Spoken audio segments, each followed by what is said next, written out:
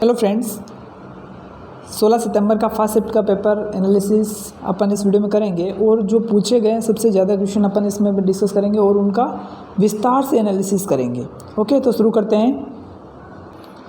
दोस्तों, पहला क्वेश्चन आया कि चिपको आंदोलन किससे संबंधित हैं।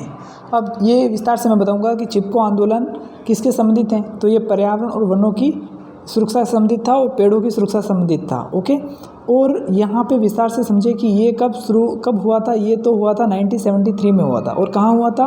चपोली ज़िले में हुआ था। चपोली ज़िला कौन सा राज्य में है? उत्तराखंड में है। ओके, और सेम टू सेम एक एपीको आंदोलन था जो भी सेम इसी वजह से हुआ था, पेड़ों की सुरक्षा के लिए। और वो कब हुआ था? 1983 से 1989 के बीच में हुआ था। और कहाँ हुआ था? कर्नाटक। अब आपको ये कमेंट बॉक्स में लिख के बताना है कि कर्नाटक में कौन सी जगह पे हुआ था। तो ये पहला क्वेश्चन जो आपका पर्यावरण से रिलेटेड आया था। दूसरा, जैन धर्म के प्रथम तीर्थकर कौन थे।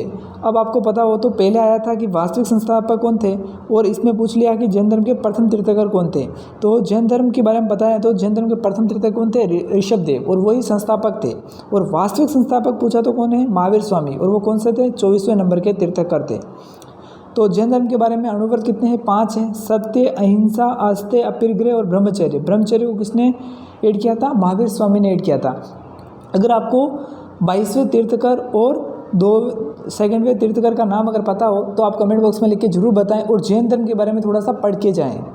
तीसरा सवाल, संविधान सभा के अध्यक्ष कौन थे। अब इस संविधान सभा की बात करें अपन तो संविधान सभा को विस्तार से समझना पड़ेगा कि संविधान सभा के सबसे पहले जो अध्यक्ष थे वो अस्थायी थे। और अस्थायी कौन थे? सच्चिदानंद सिन्हा। और ये किस मॉडल पे इनका चुनाव हुआ था? फ्रेंच मॉडल के आधार पर। और कैबिनेट मिशन की अनुशंसा पर ही संविधान सभा का गठन हुआ था 1946 में। और सेकंड जो सभा हुई थी वो 11 दिसंबर 1946 को हुई थी, और उसके अस्थायी अध्यक्ष कौन थे? डॉक्टर राजेंद्र प्रसाद। और अगर एक बात करें तो संविधान सभा के सलाहकार कौन थे? तो BN राव।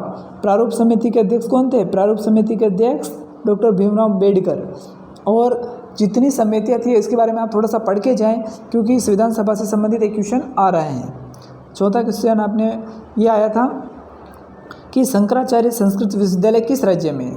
शंकराचार्य संस्कृत विश्वविद्यालय कौन सा राज्य में है? केरल में। और केरल में कौन सी जगह पे है? कोच्चि में। इसकी स्थापना कब हुई थी? 1993 को। और ये कौन सी नदी के किनारे हैं? पूर्णा नदी के किनारे पे हैं। ओके, अगला क्वेश्चन, प्रिज्म से श्वेत पुंज को गुजारने पर सबसे अधिक विचलन कौन से रंग का होगा।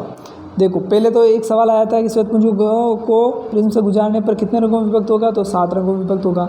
फिर पूछा कि सबसे ज़्यादा विचलन किसका होगा, तो आपको पता है विबजोर। वी बोले तो वॉयलेट बैंगनी, ई बोले तो इंडिगो, बी बोले तो ब्लू नीला, जी बोले तो ग्रीन, वाई बोले तो पीला, ओ बोले तो ऑरेंज, और आर बोले तो लाल।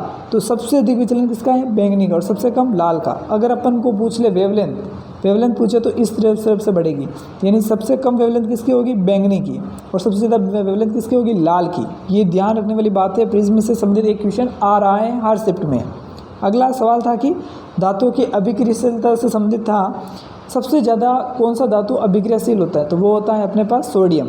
ओके, सोडियम होता है। ये ध्यान रखने वाली बात है। ये सवाल आ चुका है और ये इसका पूरा क्रम होता है। सबसे कम क्रियाशील कौन सा होता है? ओरम बोले तो सोना।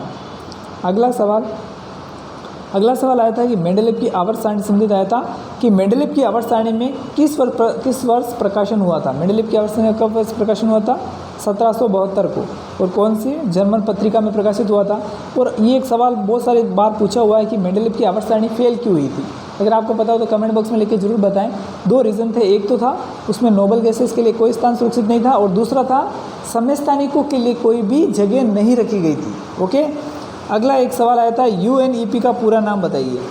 UNEP बोले तो यूनाइटेड नेशनल एनवायरमेंटल प्रोग्राम, इसका पूरा नाम। और इसकी स्थापना कब हुई थी? 1972 को। और ये कहाँ, कौन सी जगह पे हुआ था? इसका मुख्यालय कहाँ है? नैरोबी में।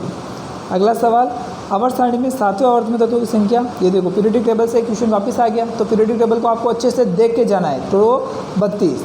एप्पल का उत्पादन किस राज्य में सर्वाधिक है? ये वाला क्वेश्चन अगर आपको बोले तो आप क्या लगा दोगे?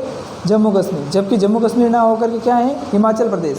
इसके बाद है उत्तराखंड। अगर आपको UT पूछ लेता, ओके, यूनियन टेरिटरी पूछ लेता, तो जम्मू कश्मीर आता। ये ध्यान रखने वाली बात है। ये घुमाने वाला क्वेश्चन पूछा है आपको। ओके, और भी बहुत सारे क्वेश्चन मैं लेके आऊँगा। जो मुझे 10 क्वेश्चन मिले हैं वो मैंने आपको विस्तार से बताए हैं। अगर आपको ये क्वेश्चन भी आप अच्छे से करके जाएं और उनके रिलेटेड सारे सवालों को एकदम अच्छे से पढ़ के जाएं, तो आने वाले जितने भी शिफ्टों में हैं वो आपके अच्छे से पेपर हो सकता है। और अगर वीडियो पसंद आए तो वीडियो को लाइक ज़रूर करें और चैनल को सब्सक्राइब जरूर करें।